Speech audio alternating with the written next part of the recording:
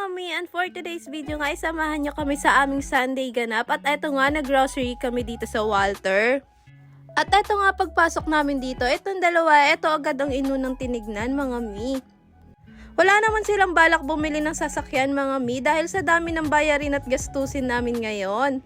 Kaya for the tingin na lang muna sila mga mi at malay natin makabili din sila soon. Dahil sa sobrang sipag nila at hindi din masama mangarap mga mi at halos 24/7 nga tong magtrabaho kahit Sunday nga ay ginagawang Monday nila at nagbubukas pa rin sila. At pagkatapos nila tumingin doon sa may sasakyan, pumunta naman kami dito sa may bench. At etong kuya ko nga ay pinagtitripan ko. At ang sabi niya nga sa akin ay wag daw siya at si Ate Marie na lang ang pagtripan namin. At eto nga si Ate Marie, walang kaalam-alam sa pinaggagawa namin sa kanya. Kaya tawang-tawa kaming tatlo at pati si Kuyang Guard ay nakikitawa na din sa amin. At pagkatapos niyan, pumunta na din kami ng grocery. Kaming tatlo na nga lang ang pumasok dito dahil si Kuya at si Kathleen ay umakyat sa taas at may bibilhin daw sila.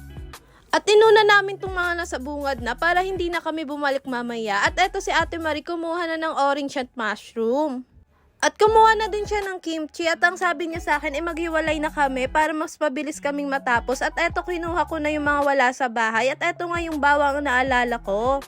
At naabutan ko nga tong si Ate Marie na kumukuha ng mani at alam na alam niya kung saan niya kukunin yan kahit nakatago pa yan at may mga nakapatong dyan. Kaya naman kung magre-regalo kayo dyan, bigyan niya lang ng mani yan, masaya na dahil favorite niya yan. At eto nga kumuha na din siya ng dumplings niya. At kumuha na din ako nitong tocino. Matagal ko nang nire-request kay Ate Maria na bumili siya ng tocino. Kaya nga lang ayaw niya. Kaya ngayon kumuha na din ako at kumuha na din ako ng ham. Yung mga gantong ang ulam bihirang makita sa bahay dahil kung hindi puro gulay puro isda ang inuulam namin. At pagkatapos kumuha na ako nitong Milo ko at kumuha na din si Ate Marie ng mga kape nila. At eto nga yung tinuturo ni Mama na gusto niyang kape kaya naman kumuha na din ako niyan. At pumunta naman kami dito sa may mga tinapay at ang sabi ko nga sa kanya chocolate ang kunin pero ang kinuha niya nga ube. Kumuha na din ako ng isang balot ng danggit at itong mantika namin. Yung mantika nga yan pang isang buwan na namin. Kumuha na din ako nitong sweet and chili sauce at sinabayan ko na din ng banana ketchup. Masarap nga to sa pritong isda. At eto nga si Ate Marie may mga dala ng mga sardinas. Iba't ibang sardinas nga yan at nilalagay namin yan sa miso at patola.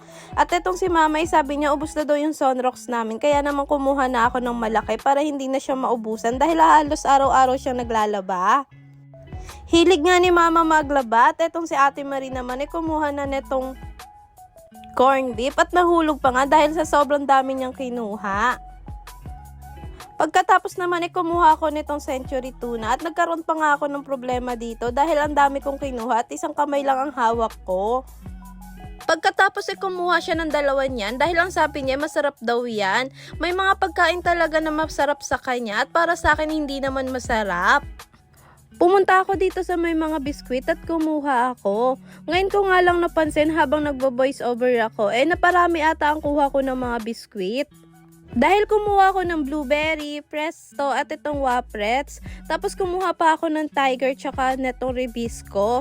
Itong ribisco nga pang araw-araw na baon ni Ate Marian kapag pumapasok siya sa tindahan. Pagkatapos kumuha pa ako nitong Oreo. Hindi pala Oreo to, cream o. Tapos kumuha na din ako neto. Ang tagal ko na nga humahanap neto. Ang sabi ko nga yung una maliit lang ang kunin ko. Kaya nga lang matagal pa ang sunod na grocery namin. Kaya itong malaki na ang kinuha ko. 2 tissue na nga ang kinuha ko dahil mabilis maubos sa amin to. At ito nga si Ate Marie, pagkapunta ko nga sa kanya, may bitbit na siyang mga sabon. Kumuha na din siya ng 3 perasong wipes. Mabilis nga lang to sa amin dahil tuwing gabi si Prada pinupunasan namin bago matulog. At pagkatapos namin makuha yung mga kailangan namin at yung wala na sa bahay, pumila na din kami. Eto nga yung dalawa yung kasama ko dito sa counter para mas mabilis. At etong si Ate Marie nga tinulungan na silang magbalot dahil nga nagmamadali kami. At pagkatapos nga nilagay na ni Kuya dito sa sasakyan at bumiyahin na kami papunta sa may NLEX. Hindi ko nga alam kung NLEX Mikawayan to. Ang tagal na nga namin nagpupunta dito pero hindi pa rin ako sure kung NLEX Mikawayan to. At eto nga nagpunta kami dito sa May Macau. Nung nakaraan nga yung sabi ko sa kanila, dumaan na kami dito. Kaya nga lang nagmamadali kami dahil pasarado na ang Ompin no, nung dumaan kami dito. Kaya hindi kami nakapag milk tea. At eto nga si Ate Marie pagkatapos niyang mag-order, may pa-kending-kending pa. At hanggang nga sa labas, kumikending-kending pa rin siya. At dito nga kami kakain sa May Hapchan. Pagkapasok namin, umorder na din agad kami. At maya-maya nga lang din, dumating na itong mga pagkain na in-order namin.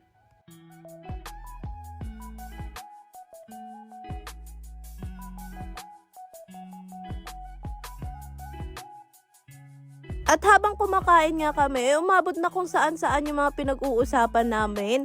Mas madami pa nga ang tawanan naming nagawa kaysa sa kumain. Pakinggan nyo mga mi kung gaano kami kasaya habang kumakain kami. At pati nga yung sa kabilang table, tumatawa na din dahil sa sobrang saya namin. Ngayon namin nahuli mo na. Hindi na natapos sa ilo.